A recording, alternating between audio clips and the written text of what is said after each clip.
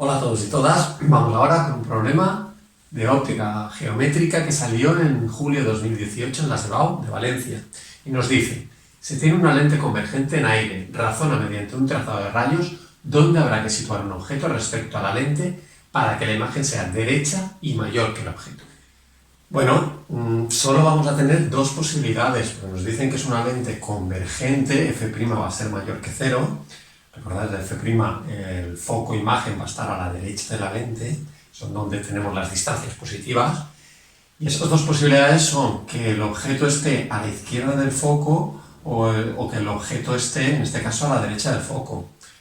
Si está a la izquierda del foco, bueno, lo podemos tener muy alejado, pero la imagen siempre va a ser invertida, siempre. Podrá ser menor que el objeto, dependiendo de la distancia a la que la pongamos, pero siempre será invertida.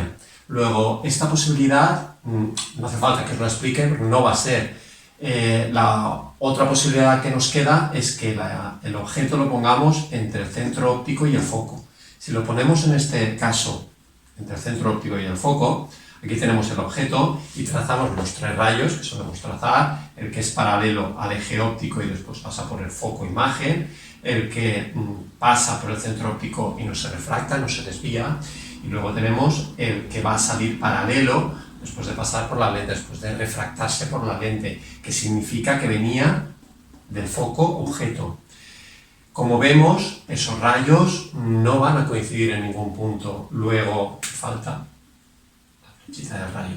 No van a coincidir en un punto a la derecha de la lente, no se va a formar una imagen real, como es este caso, que se podría proyectar en una pantalla, sino van a intersectar las proyecciones de dichos rayos y prolongamos.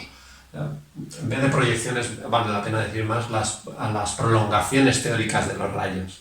Es decir, si cogemos la prolongación teórica de este rayo, la alargamos como si dijéramos hacia atrás, del rayo rojo también, hacia atrás, y del rayo verde también, ya veis que no está completamente bien dibujado, pero básicamente tampoco se puede hacer perfecto.